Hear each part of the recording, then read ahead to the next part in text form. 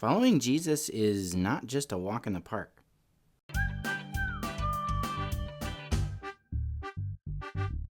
Hey guys, it's me again, Douglas, and today I want to answer the question, is following Jesus worth it?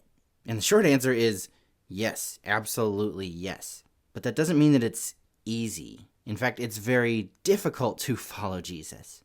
It's a whole lot easier to just do things your own way than it is to submit yourself to God, to walk with Him and live for Him and live the way that He has called you to live. It's a lot harder than just doing things your own way. So why do it? Why not just do what's comfortable? Why struggle? Why deal with the pain that comes from trying hard? The answer is because that struggle, that hardship, even that pain that can sometimes come from following God, it all means something.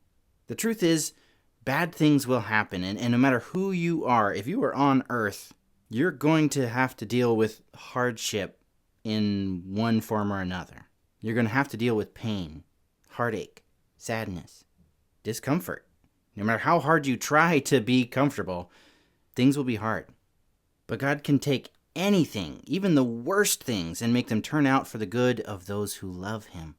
And no matter how bad things get, the reward that comes from following God is so awesome that no matter how bad things get, they can never compare to what God has in store for those who follow Him.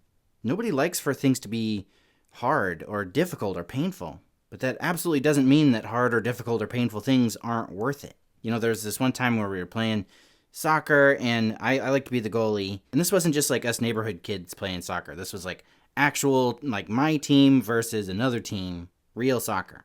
And this other team, they were really good. And it was neck and neck for the whole game. And then it's coming right down to the wire. We have almost no time left, and we're 1 point ahead. My team is 1 point ahead. And there's this kid on the other team, and I can see that he's open, and he gets the ball passed to him, and I'm thinking to myself, if I can block this, then we win. Because there's not going to be enough time for him to get another goal. If I can block this, we win the game. And if I don't block it, then we're tied, and we got to, deal with that. And so he's open, he gets the ball, and he kicks it. He kicks it so hard. This kid, he was the biggest kid on his team, and he was way bigger than anybody on our team. And he kicks this ball so hard. And I jumped for it, and I did not catch it in my hands. I caught it right in the face, like on the side of my head, right in the cheek. And that ball hit me so hard, it kind of spun me around a little bit. But the ball, it hit me, and then it went out of bounds, and we ended up winning the game. And man, that hurt so bad. It hurt so bad. I got this big, purple bruise on my face, and I was laying there face down, backwards in the goal. It hurt so bad. My face was getting all puffy, and I could feel with my tongue, I had lost a tooth. One of the teeth, back in your mouth. I had a baby tooth that hadn't fallen out yet, and this soccer ball, it hit me so hard it knocked my tooth out. And we kind of looked around trying to find it, but it was just lost in the grass. And you know what? It hurt real bad. But do you think I was sad? No, I was super happy. We won this game, and it was a really hard game. We weren't sure if we were going to win it. And the whole team was cheering, and we're all celebrating together, and people were patting me on the back. And, when we tell the story of the time I blocked the ball with my face and lost a tooth, it's a good story. It's a happy story. People aren't oh, poor Douglas, hit in the face with the ball. They're like, oh, Douglas, remember that time you blocked the ball with your face and we won the game? It's yeah, that's a great memory. Even though it was hard, even though it hurt real bad. It hurt for days. But it was it was worth it. Now, if I had gotten that exact same injury, lose a tooth, huge bonk in the face, giant bruise on my cheek, pain for days. If I had got that exact same injury doing something foolish or something that I was not supposed to do you think I would have felt, awesome about it? No, of course not. If there was a sign that says, please do not climb on these statues, and I climbed on the statue anyways and it was super slippery and I fell on my face, that is not worth it. And whether it seems that way or not, sin always brings pain. It always brings negative consequences. It always brings death in one form or another. And it's not worth it. But even if you do what is right, pain will still come. Sometimes bad things happen, and we don't know, what possible good outcome could come from this, tragedy or hardship. And sometimes we might never see the positive outcome here on earth. The situation I described of, getting hit in the face with the ball, that's like, boom, lots of pain, but then an immediate good result. And sometimes that might happen in our walk with God, but more often than not, it's like a long struggle. Following God is something that is difficult every day. And sometimes the benefits are kind of far off and hard to see. It's almost like exercise. If you go out and you're like, I'm going to run and I'm going to get healthy. When you run, that's not usually fun, right? You get all sweaty and you get all tired and huffy puffy. Not fun.